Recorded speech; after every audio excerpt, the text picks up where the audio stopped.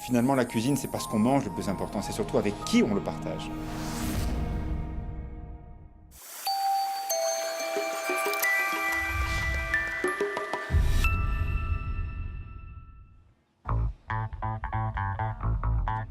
Nous sommes au Crichard, dans la station des Gets, à 1200 mètres d'altitude, juste à côté de la piste du Vieux-Chêne. C'est un petit village léger, 1000 habitants, le Vieux-Chêne, des sapins, le soleil, la neige. C'est un véritable paradis. Un chef qui a eu 1000 vies.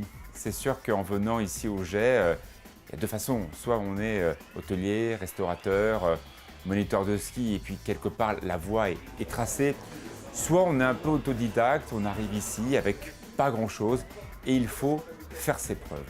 Et moi, je suis absolument persuadé que ces acteurs de montagne, lorsqu'ils sont courageux, lorsqu'ils disent ce qu'ils font et surtout qu'ils font ce qu'ils disent, eh bien voilà, il y a une possibilité de réussite à un moment ou à un autre. Par contre, il faut savoir se relever les manches, il faut ne pas avoir peur de travailler et pourquoi pas de déneiger, de porter les poubelles, d'aller voir ces gens qui vivent dans ces villages. Et au fur et à mesure, les gens d'ici, ils s'ouvrent, ils ont confiance, ils donnent la main, ils donnent la main.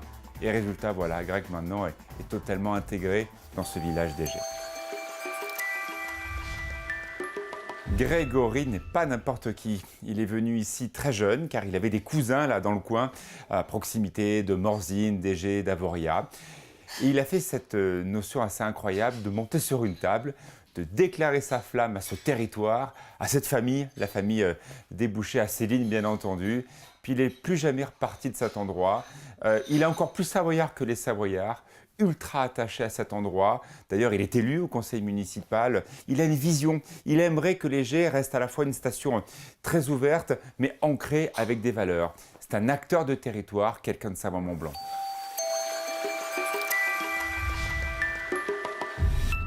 Elle est belle cette cave, Greg. Merci chouette, Alexis. Quelle était l'idée? On voulait tourner autour du vin avec Céline, avec mon épouse. On adore le vin. Et on a mis en exergue le vin sur le restaurant. Et on a mis en avant sur le Bacchus qu'on a ouvert sur les pistes. Donc on a mis en avant les plus de 200 références de vin. Et on fait goûter... Donc des locaux, c'est une mondeuse, hein? Ouais. Ah, on sent bien. Là, Note de poivre, une tension, c'est bien. Dis donc, t'es un gros bosseur. Hein. comme tous les cuisiniers. Et puis aussi comme tous les Gétois. Beaucoup, ouais. Ouais. Beaucoup. Pour construire ce village, avoir cette âme de construire cette station de ski, au départ, il fallait avoir du courage, il fallait avoir une vision aussi, croire vraiment à l'avenir, croire en la neige, croire. Et c'est vrai que non, on est dans un village qui a toujours, ils savent se retrousser les manches. Ouais. T'as tout fait comme métier, pas uniquement que cuisinier ou hôtelier, restaurateur. Un petit peu, ouais. Raconte-moi tout ça. Je suis arrivé au Gets avec une ZX et une télé, comme on dit. Ah oui, pas mal déjà. Voilà. Et c'est vrai que j'ai rencontré après mon épouse. Et quand j'ai rencontré mon épouse, il fallait que je trouve encore du travail ici, pour rester dans la région, que j'adorais beaucoup. Alors t'as fait quoi? T'es monté sur une table? Ouais, ça Raconte. c'était... Mais parce que c'était dans le restaurant où je travaillais chez mon cousin, qui maintenant n'est plus au restaurant. Et j'ai pris une chaise un dimanche, j'ai posé la chaise au milieu, il y avait du monde partout. J'ai posé, j'ai dit bon alors bonjour, vous me connaissez. Bon alors je m'appelle Greg, je suis tombé amoureux d'une fille d'ici, des Gets, Céline. Et donc je veux du travail ici, je veux rester ici. Et si quelqu'un a quelque chose pour moi, ben voilà. Mais quelle déclaration d'amour, c'est vachement touchant. Et 2 jours après, j'ai quelqu'un arrivé, il m'a dit Greg, j'ai un boulot pour toi. Et je suis parti sur Annemasse. Et tu as fait la connaissance de l'ancien maire, Denis Boucher, devenu après ton beau-père. Oui, tout à fait. Et tu as bossé un peu avec lui, raconte. Quand j'ai travaillé ici, après, j'avais plus de boulot, donc je suis allé à Annemasse. Et à la fin, mon beau-père me dit « Mais t'as ton poids lourd ?» Je dis « Bah oui, j'ai mon poids lourd. » Punaise, on n'a personne pour déneiger un petit coup, là. Tu vas peut-être déneiger un coup les Gets. Bah tu t'es retrouvé déneigeur. Surtout des neigeurs. Incroyable. Les gars du village m'ont accueilli m'ont appris aussi comment marchaient les saisons et tout. Puis après, j'ai ramassé aussi, j'étais éboueur, j'ai ramassé les poubelles dans tout le village. Ce qui m'a appris aussi à connaître les gens, à aimer aussi beaucoup de personnes, à reconnaître les gens. Quand une fin de saison d'hiver, ma belle-mère, c'est vrai que la fatigue des fins de saison d'hiver, souvent ma belle-mère qui était là avec mon épouse, avec Céline, on dit oh, j'en ai marre, je veux vendre l'hôtel et tout ça. Et là, j'ai dit non, il faut reprendre l'hôtel. Et je suis allé voir mon... Encore un challenge. Ouais, voilà. Et après, je suis allé voir mon cousin, Philippe, et là-dessus, il me dit, mais Greg, tu vas pas rester comme ça, tu dois reprendre l'hôtel. J'ai dit, d'accord, reprendre l'hôtel, mais il faut aller où? Il faut aller en cuisine. Et donc, là, j'étais avec David Adam, mon premier chef. Ouais. Et là, j'ai appris pendant 1 an, j'étais 1 an pour me former. Mais c'est incroyable. C'est-à-dire, tu dois prendre un hôtel, tu dois envoyer des plats, c'est pas ton métier, et tu trouves ce chef-là et tu lui dis, voilà, apprends-moi, dans 1 an, c'est moi qui suis derrière le passe. Je demande beaucoup aux gens qui sont autour de moi. Je demande beaucoup et eux m'aident beaucoup pour arriver à tout ça. Et en 2010, quand on a fait nos 10 ans de mariage avec Céline et toute la famille, et là je découvre que je décoche une toque au Gomillo. Et ça c'était le... C'était... Je dis tiens, je faisais pas de concours pour ça, quoi. Mais j'étais super content. Et de porter une veste de cuisinier, c'est quelque chose qui a du sens pour toi aujourd'hui? Énormément. De ramasser les poubelles, de déneiger les routes, de faire plein de choses comme ça. De tous les métiers, c'est le métier que j'avais plus peur. Ah oui, pourquoi? Et qui me fait toujours peur. Qu'est-ce qui te fait peur dans la cuisine? Parce que tu te fais pas juste de toucher les gens, tout ça, tu rentres dans les gens. Tu rentres. Et ça, c'est un challenge. La personne, tu rentres chez elle, tu rentres en elle, elle découvre des goûts, elle dit c'est quoi, qu'est-ce qui se passe? Vous souvenez-vous de la boîte chaude? La boîte chaude est faite avec du vacherin, un fromage qui n'est pas forcément produit en Savoie. Et ben voilà, là c'est une excellente idée d'un reblochon fondu qui est comme ça farci avec plein de choses dedans. Je ne vous donne pas tous les secrets, on va le voir ensemble. C'est une très bonne idée que l'on peut comme ça partager ensemble. Un plat convivial, très bon, très local. C'est l'une des recettes du Crichard. Il y a plusieurs restaurants ici, dont un petit endroit où on peut déguster du fromage avec du vin, l'un amenant l'autre, le fromage et le vin, les deux passions de Greg. Pour une belle rebloche, de beaux reblochons. T'en tailles? Tout à fait. En taille, vas-y. Allez, alors voilà, on coupe le reblochon comme ça, tu vois. Voilà.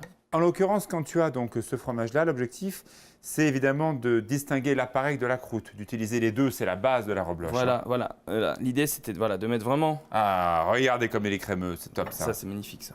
Bon, il ne faut pas oublier que nous sommes quand même dans le pays du reblochon, même s'il y a l'abondance qui est partout ici, dans la Haute-Savoie, très largement, c'est le reblochon qui est roi partout, quasiment. Ah en plus, on va... Oh, dis donc, tu vas là. Un petit peu de beurre, un petit peu. Oui. Oui. Commence à faire beau dehors, donc pour mon régime, c'est bien. Mais oui. Bon, je ne suis pas seul à goûter ce plat, quand même, on est plusieurs. C'est un plat minimum pour 2 personnes. D'accord, bon, très bien, tu me rassures. Voilà, fais bien tourner. Alors, ton beurre, donc ton rebloche, après tu vas faire quoi? Là, on commence à installer le reblochon tranquillement dans le petit caclon. D'accord. Donc ça, cette partie du reblochon, je vais vous faire 2 sortes de reblochons. Suivez bien, il y a 2 versions. Il y a la version avec des morilles, fraîches, top. Et la rebloche du grand soir, la rebloche excellente, aussi, parce que moi j'adore les morilles aussi, c'est avec la truffe. Voilà. Et j'imagine que comme les champignons ne sont pas les mêmes, tu vas utiliser 2 types de vins différents. Tout à fait, pour faire ressortir le goût des morilles qu'on va faire revenir là dans la poêle. On met nos morilles dans la poêle. Ok. Tu mets juste du beurre? Oui, je mets juste du beurre pour l'instant. D'accord. On fait bien revenir les morilles. Ça va commencer à chanter. Allez, vas-y. Voilà, mets à fond. Faut y aller. Voilà, écoute, là, c'est bon. Très bien. Pendant ce temps-là, on remet l'autre. Ici, je voulais faire les 2 en simultané. C'est bien. D'Ivoire, pour commencer à mettre en place cette recette, tu as commencé par la version morille ou le la temps version... que ça cuise. Là, on laisse cuire tranquillement les morilles. On va baisser un tout petit peu. Parce que c'est costaud là. Ok. Voilà. D'accord. Ensuite, on va attendre encore un tout petit peu. On prend notre truffe, voilà, dans celui-ci, et on va râper nos truffes. Il faut être généreux. Hein. Ça, tu l'es. On remet le couvercle, le haut du reblochon dessus. D'accord. On laisse. On fait une petite croix au milieu, de façon à ce que notre raïs faire. Et on mouille, mais très légèrement. Parce que comme le reblochon fermier est déjà très crémeux, ça ne sert à rien de remplir la totalité en vin. Excellente idée, ça c'est très très bien. Donc ça, on est sur le reblochon, l'aïs et la truffe. C'est très simple. Forcément, tu mets rien d'autre parce qu'effectivement, si on mettait un coup d'échalote avec la truffe, ça va pas aller. Donc, on est plutôt sur quelque chose de très aérien, très facile. On mouille, tu mouilles presque à hauteur, hein, je vois ça. Tout à fait. Ok, tu n'assaisonnes pas, tu rectifies pas, tu laisses comme ça. On va tout faire là, mais en fin de cuisson, tranquillement. Donc, tu fais évaporation ou non? Si. Tu l'enlèves avant. Au maximum, faut laisser encore un tout petit peu. On veut concentrer les sucres et concentrer. On va verser tout ça dans le reblochon, on va remettre le chapeau du reblochon. Très bien. Et on va terminer au four. Combien de temps? Un quart d'heure à 200 degrés. Pour les deux versions? Oui. Ta salade juste comme ça, toute simple. Toute simple, comme ça. Du sel de Guérande. Le jambon là. Hop. Regarde. Allez, regardez comme c'est beau ça. Regardez comme c'est sympa. Ça va être bien. Ça c'est vraiment la base de l'appareil. Hein. Très bien. Hop. Tiens, regarde le petit jambon. On se croit vraiment comme chez soi ici. Hein. Tu vas les mettre donc à l'intérieur de ton reblochon, on referme. Voilà, tout à fait. Et donc directement au four. Toutes les morilles là. Parfait. Et on remet dessus, voilà. Écoute, alors tu sais ce que je vais faire? Toi, tu vas aller directement en cuisine pour faire cuire, on l'a dit, hein, un quart d'heure, 20 minutes, à 200 degrés. Est-ce qu'on boit ça avec? On boit ça et aussi on a autre chose. J'ai mis du beurre avec du reblochon. J'ai une petite pépite qui est magnifique de chez une Marétel de 2005. Et ça tient encore. Bon, alors attends, comme quoi nos vins de Savoie, ils sont encore bons. Vous avez compris, je ne choisis pas. Je pars m'installer, toi tu vas en cuisine. J'ai 3 bouteilles. À tout de suite Alexis, à tout de suite. Les restaurateurs de qualité, étoilés ou pas, ont besoin d'avoir des fromages affinés. Bien sûr, trouver les bons producteurs, ça ils les connaissent, il y en a partout, ici dans le Chablais, en Haute-Savoie, bien sûr aussi en Tarentaise. Mais c'est une véritable chance d'avoir à proximité de l'établissement un maître fromager affineur. C'est le cas de la fromagerie Boujon.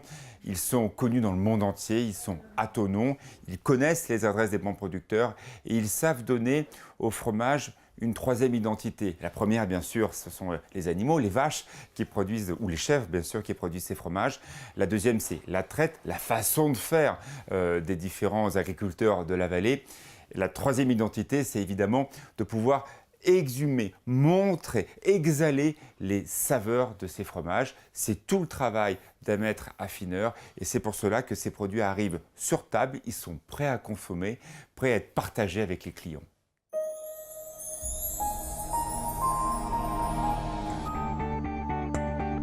La fromagerie est arrivée rue Saint-Sébastien à Thonon dans les années 70 avec Claire et Ferdinand Boujon qui auparavant étaient sur les marchés. Et mon objectif était de terminer exactement ce qui était commencé. C'est vrai que l'affinage, la sélection de produits sur l'année, la sélection de produits auprès de producteurs essentiellement, la sélection de producteurs était importante. Donc tout ça, c'était un peu c'est ce qu'on voulait faire. Voilà. Pour sélectionner un producteur, il y a déjà une relation humaine. On va visiter régulièrement donc, des fermes, des producteurs. Naturellement, le terroir est très étendu parce que ça peut être, oui, Savoie, Haute-Savoie, mais c'est la France, ça peut être l'étranger, ça peut être... Il n'y a pas de limite. Aujourd'hui, pour découvrir des bons produits, il n'y a plus de limite. Il y a des bons produits partout dans le monde. L'affinage des fromages, c'est beaucoup d'observations. C'est vrai qu'un reblochon ne sera pas affiné de la même façon, ou la sélection d'un reblochon ne sera pas affinée de la même façon qu'un comté, qu'un gruyère. Donc ça aussi, c'est très important. Un reblochon, quand il est crémeux, quand il est coulant, c'est exceptionnel. On est sur des qualités qui sont des très belles qualités.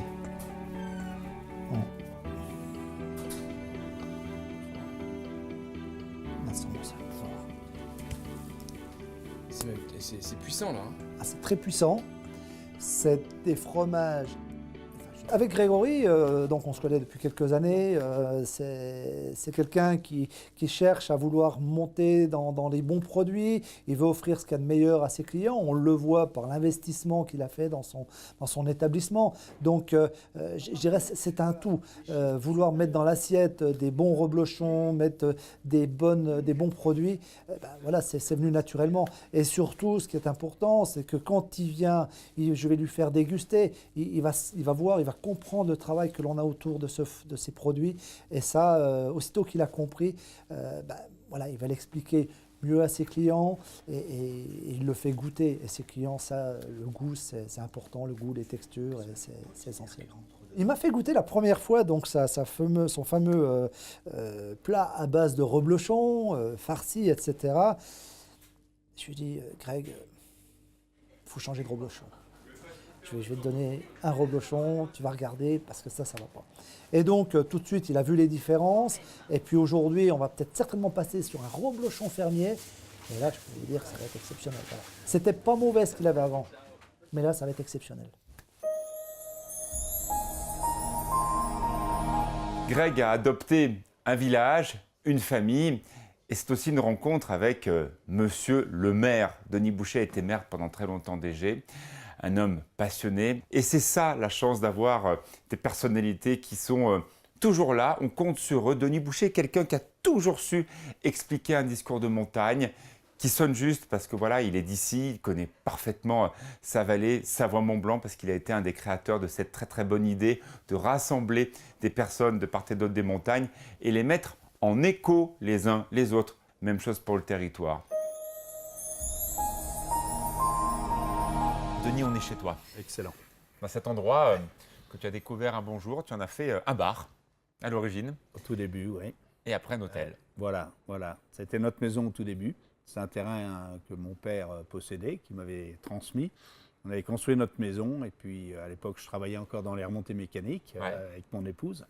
Et quand on revenait et qu'on avait un petit peu de temps avec Yvette, le peu de jours de congé, on voyait il y avait toujours un monde autour. On n'était même pas tranquille ici. On a dit c'est un peu idiot de résider là. Hein. Avant, on habitait un peu plus loin. Et on a ouvert un bar donc en 1983. Pour tester, puis c'est vrai que ça a bien marché, c'était super, on a dit allez, on va tenter l'hôtel, j'avais fait une quinzaine d'années dans les remontées mécaniques, on arrive avec... Parle-moi quand même du nom, parce que Yvette, en préparant l'émission, m'a dit, tu sais ce que c'est un crichard? C'est la rupture de pente, la combe de pente, c'est ça? Oui, un petit peu, puis c'est le nom du lieu-dit, juste au-dessus, le plat où il y a le petit bosquet, et en fait, en savoyard, le cri c'est une crête, et le char, enfin on dit le sar, c'est un plat, donc c'est un plat sur une crête, un peu un euphémisme. On a trouvé le nom sympa, parce que c'est vraiment un plat sur une crête où l'on très ouvert, il y a le soleil ici, partout. très ouvert, et donc on a pris le nom du crichard, qui n'était pas forcément très commercial et facile à retenir, à prononcer, mais ça a duré, et puis voilà. Dans le lieu-dit du Vieux Chêne. Voilà, dans le la piste du Vieux Chêne qui est au-dessus. Vieux Chêne, oui, on est ici sur la piste.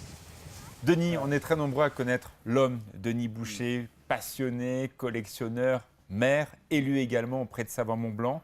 Pendant longtemps, tu as créé ce mouvement assez incroyable avec Michel Charlet de ce rapprochement des différents territoires. On est peu nombreux à connaître l'homme, notamment ta fille. Céline, un jour, tu as écrit une toute petite lettre qui t'a beaucoup touché. Oui, on en a écrit souvent, plusieurs fois d'ailleurs, dans des occasions d'anniversaire. Et j'ai un petit mot qui est sympathique, elle écrivait, c'était à l'ouverture de l'hôtel. En 83. Ah ouais, elle s'inquiétait, alors elle nous écrivait, vous inquiétez pas, j'espère que ça va aller, puis vous aurez beaucoup de clients, enfin beaucoup, elle avait écrit de clients, elle s'inquiétait, c'est vrai que nos enfants s'inquiétaient quand on a lancé. Ça t'a fait quoi de recevoir le message de ta fille comme ça? C'était sympathique, quoi. On se disait, tiens, finalement, ça les inquiète, quoi. Enfin, je me rappelle, mon père était inquiet, comme quoi à chaque génération on doit apporter quelque chose.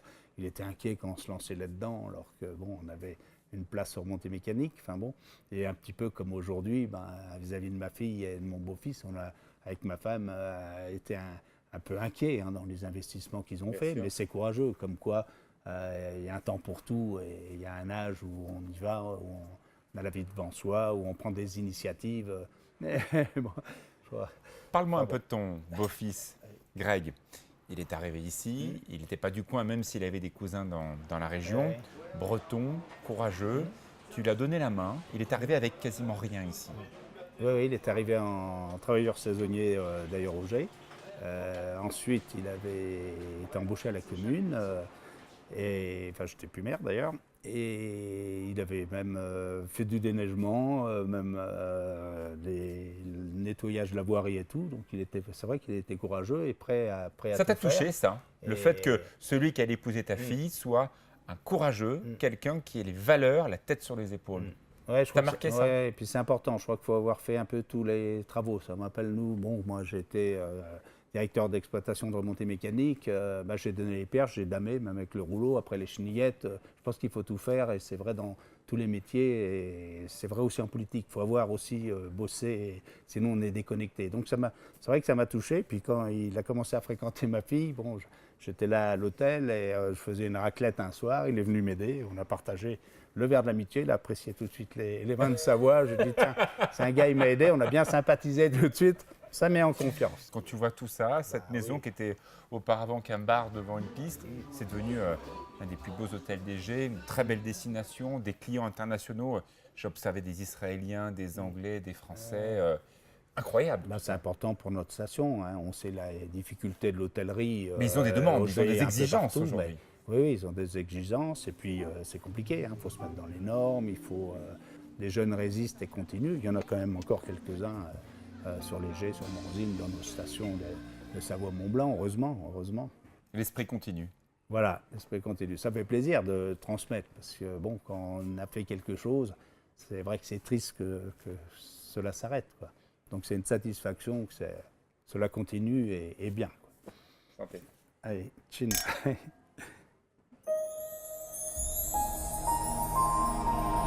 Il y a un lien très important ici de médiation sociale. C'est presque l'évolution logique des bars de nos villages. Et pourquoi pas un hôtel, et surtout un hôtel comme celui-ci.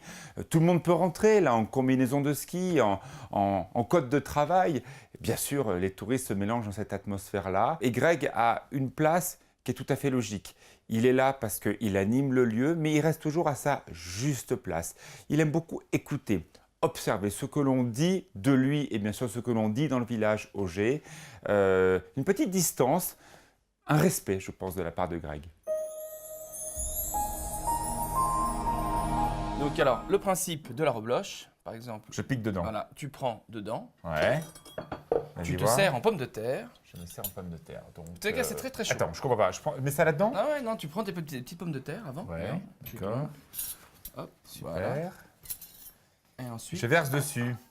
tu Façon vas un là. peu suisse, hein? Presque Voilà. un peu pomme de terre en robe des champs. Hein? Oui, regarde. Ouais. Regarde, Elle est pas loin, la Suisse, elle a 4 km. regarde les morilles. Voilà. Ah, sympa. Regarde ça. Très chouette. La chance ici au Crichard, c'est qu'il y a tout un endroit, le Bacchus, qui permet de déguster ces recettes canailles entre copains, de belles bouteilles d'ailleurs, juste à côté d'ici. Et c'est une des offres de restauration que tu as ici au Crichard. Il y a le restaurant, bien sûr, où les hôtes sont très très bien reçus tous les soirs. Mais une fois dans la semaine, c'est sympa de manger ce genre de choses. C'est parfait. C'est le repas de copains par excellence. Parle-moi un peu de Céline, elle court de partout. C'est un personnage extraordinaire. Hein. Ah ben, si j'ai pas Céline sur beaucoup de bases dans t'inquiète. l'hôtel. Là ou là? Où tu veux, vas-y, essaye Allez, un petit peu essaye là. ça. Non, Céline, elle gère toute la partie administrative, elle gère tout le bar, elle a aussi ses petites recettes qu'elle ne dit pas, qu'elle ne dévoile pas. C'est délicieux parce qu'on a l'onctuosité de la morille, le fromage crémeux évidemment qui donne une rondeur à tout ça, la pomme de terre juste simple, c'est très bien. En plus, effectivement, on a fait tomber tout à l'heure, on l'a vu, quelques échalotes là-dedans pour mouiller avec le fromage. C'est très lié tout ça, très très lié, c'est parfait. Oui, il va très bien avec le reblochon. La truffe met en avant juste le goût du rebloche, mais la morille se marie encore plus. Bon, maintenant tu connais le vin, tu connais le fromage, tu connais la Savoie. Non. Qu'est-ce qui manque pour que tu sois vraiment quelqu'un d'ici? À avoir logiquement ce qu'ils disent tous. Il faut avoir son nom sur le monument aux morts. Ça va, t'as encore le temps là. Encore le temps. Non, mais c'est. Non, je suis. Moi, mon cœur est ici. Ma famille, mes enfants, donc je suis d'ici. Ouais. On a rencontré en l'occurrence ton beau-père, Oui. On a senti une petite distance. D'ailleurs, tu le vous vois, alors que tout le village tutoie Denis Bouchet. Bah, on vous voit son beau-père. Je Le suis jour où tu fier. allais le voir, que tu lui as dit, voilà, vendez pas, je reprends avec Céline. C'était quand même sacrément courageux. Oui, mais il a aussi eu le courage de dire ok, je vous fais confiance avec ma belle-mère, tous les deux. Et ils Yvette. nous ont fait confiance avec Yvette, de dire bon allez, on laisse aux jeunes, on leur laisse le bateau. Et puis on va voir où ils naviguent. Il y a ces gens, ces personnes qui vivent ici au Jet, qui t'ont vu, Greg, dans plein de situations différentes, sur le Bobcat en train de déneiger, en train aussi, on l'a dit tout à l'heure, de nettoyer la ville, parce que c'est important aussi. Oui. Et maintenant, tu es chef, tu as une veste, tu as une toque Goemio. Ils t'ont vu grandir, ils t'ont vu devenir quelqu'un. C'est un village où j'aime bien dire que je suis parti de en bas et faire ce que j'aime maintenant. Mais j'ai toujours aimé les gens, aimer ce que je faisais. Mais là, c'est vrai que je me sens plus posé. Une étape est passée. Ouais. Ah ouais, les enfants, les bouts de choux, Céline, les beaux-parents, tout le monde va bien, la santé, toute la famille va bien, donc c'est important. Mais voilà, un homme heureux. Ouais, voilà. C'est bien. Un petit peu peut-être maintenant rassuré. Oui, puis j'ai mes parents. Rassuré. Oui, je suis rassuré. Mais j'ai toujours mes parents au téléphone Rassuré. qui viennent, tout ça, qui arrivent de Bretagne, qui viennent nous voir. Donc, Ils te disent quoi quand ils viennent ici? et déjà, ils m'ont donné beaucoup de coups de main pour pouvoir terminer tous nos projets. Et ouais,